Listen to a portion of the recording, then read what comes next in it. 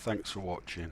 This is a painting from a place called The Retreat in Scotland, Lancashire, and I want to show you how I achieved this lovely effect using no greens, believe it or not. These are the sketches I did while I was on site relaxing. That's the brook and that's the actual painting. I was going to do it portrait at first, but then I thought let's see what it looks like as a landscape and bring the brook into it. So that was the sketched previews. I'll put that up out there where I can see it.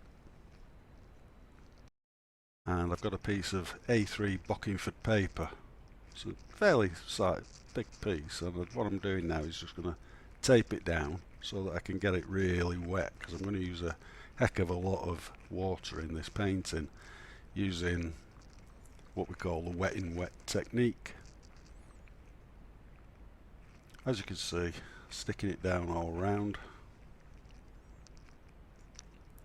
and it'll be framed in a 20x16 frame, which I use the back of to paint on. So we're starting off with ultramarine blue and my Hackey brush, plenty of water like I say. You can see the finished painting before we started as a reference, and I've got my sketch up on the wall. So two nice washes of ultramarine, and just squeeze out the excess water from the hake, and I'll keep that moving now, up, down, side to side, just to get a nice even wash. Now again, looking at my sketch, I'm now just getting an idea of the composition that I want to use. So I've taken some of the blue out just so I can keep in mind where the hill's going to be, where the trees are coming off at an angle on. Now I'm going to just put some lemon yellow out. So that's ultramarine blue and lemon yellow.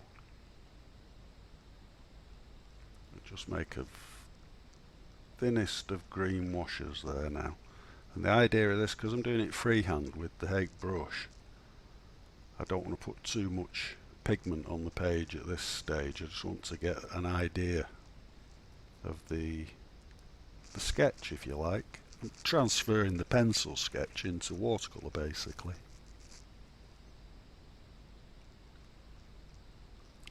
These pictures, by the way, they sped up 300%. It's something I'm just trying to see if it's as effective way of teaching. You see now there I'm quite happy with the lines I got on, so now I'm going darker, and the hill's running right the way down and out of the picture, and now I'm just getting an idea of where the brook is and the distant horizon. So squeeze the hake out, and then I've got a nice line, a drawing line, to find that area where the gate is, because that wants to be treated in a slightly different way to the foreground.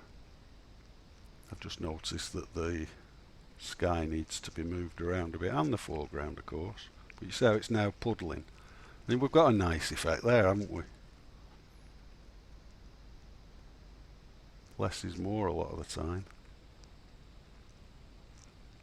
So always with a piece of clean tissue in my hand, so I can dab up any excess. Now I'm just now looking at that angled tree, and I'm in my mind's eye getting an idea before I put the mark on the paper, just getting an idea. And now we're using raw sienna just to get with a chiseled Hackey brush, if you like, just to get some idea of the tree positionings. And here's the important one, the one that's kind of diagonal right out. was toying whether to do a portrait painting of it at first, but I decided I'd like to get that brook in at the side as well. So I'm just taking my time. I've mixed a little bit now of raw sienna, which makes it darker, and I'm now just dropping that into the wet trees that I'd already painted, and that'll make nice textures. Then there are squat little trees to the left side. And now this is a very bluey green, just to hint at the horizon, the trees on the horizon that can be seen through the archway of the trees. And that's the meadow, so that's nice, what I call summery yellowy green.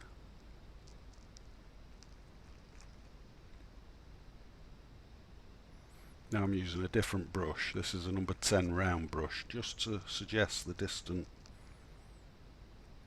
trees, and the extra blue in the green will make those look further away. Again, just suggesting the tree trunks. Back to the hake brush. And what we're going to do now is just start suggesting where the foliage is going to be. Very, very light green again. You see it's puddling a lot there.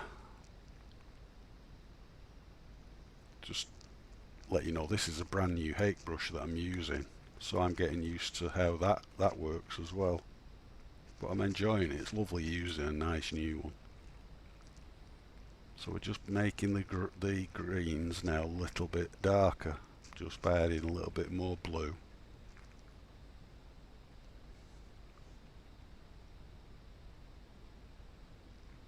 And what we're going to do any time now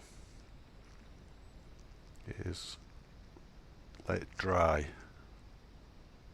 So I will see you in the next lesson. See you soon.